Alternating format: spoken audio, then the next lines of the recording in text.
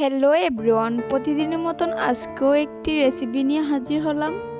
আজকের রেসিপিতে থাকছে অসম্ভব মজার একটি পাউরুটি।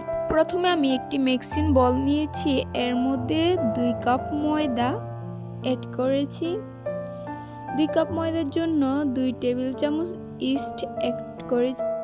ইস্টটাকে চেষ্টা করবেন পরিমাণ অনুযায়ী দেওয়ার, তা না হলে কিন্তু পাউরুটিটা খেতে ভালো লাগবে না। এবার দিয়ে দিচ্ছি মিল্ক পাউডারটা দেওয়ার চেষ্টা করি, এতে টেস্টটা ভালো আসবে। তারপর স্বাদ মতো লবণ। এইখানে আমি 2 টেবিল চামচ চিনি অ্যাড করছি আমার পরিমাণ অনুযায়ী। যে যেমন মিষ্টি পছন্দ করেন, আমি আমার পরিমাণ অনুযায়ী এখানে 2 টেবিল চামচ চিনি অ্যাড করেছি। তো এবার শুকনো উপকরণগুলোকে ভালো করে একটি চামচের সাহায্যে মিশিয়ে নিব।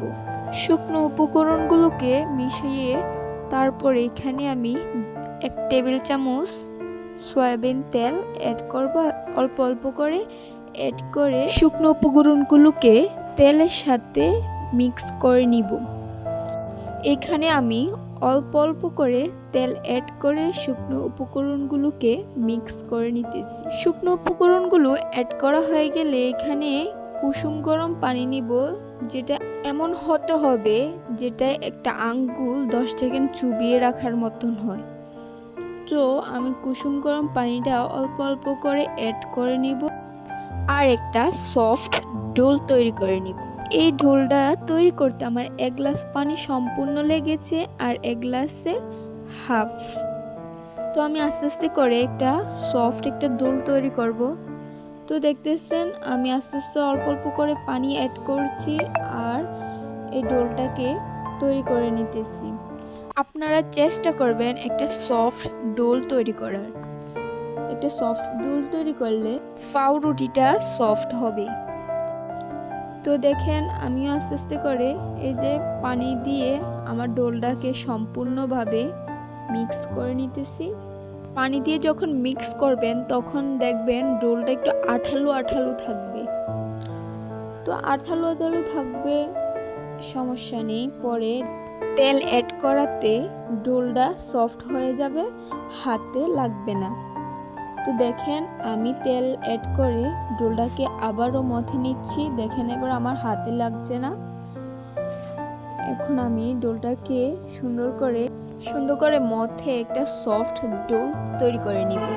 এই ডোলটাকে আমি ভালোভাবে ভালোভাবে মিক্স করে তেলে দিয়ে তারপর একটা ভালো একটা ফিনিশিং এনে একটা গোল শেপ করে এটাকে আমি রেস্টে রেখে দেব 2 থেকে 1.5 ঘন্টা পর্যন্ত।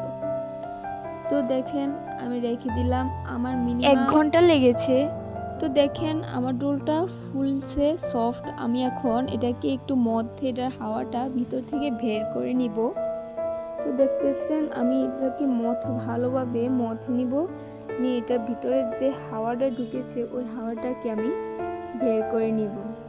তো মিশানোর পরে একটি মোল্ডে একটি ব্রাশ দিয়ে সামান্য পরিমাণ তেল মেখে নিব।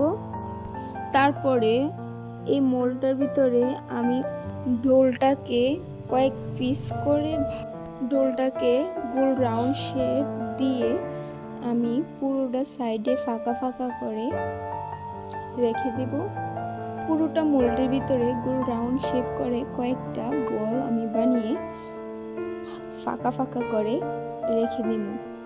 সবগুলো বলগুলোকে একসাথে রাউন্ড শেপ দিয়ে মোল্ডের উপরে বরড করে নিব। তারপরে আবারও একটি ঢাকনা দিয়ে আধা ঘন্টার মতন রেস্টে রেখে দিব।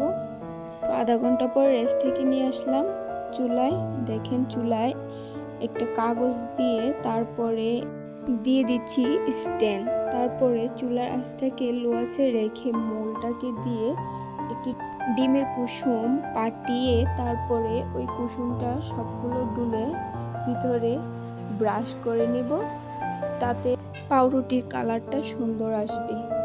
তো আস্তে আস্তে করে আমি সবগুলো ডোলের উপরে আমি ব্রাশ করে নিচ্ছি ডিমের মিশ্রণটাকে দিয়ে। তো এটা আমার আগে করা ছিল, তো ভুলে গিয়েছিলাম তখন, তাই পাতিল উপরে রেখে আর কি করলাম। তো তো সবটার ভিতরে ব্রাশ করা হয়ে গেল। এবার আমি চুলা আঁচটাকে লো আঁচে রেখে একটা ঢাকনা দিয়ে রাখবো। ঢাকনাটা ভিতর কোনো ছিদ্র থাকলে ওই ছিদ্রটাকে মেরে দিবেন। তো আমি একটা আঠালো দিয়ে ছিদ্রটাকে মেরে দিলাম।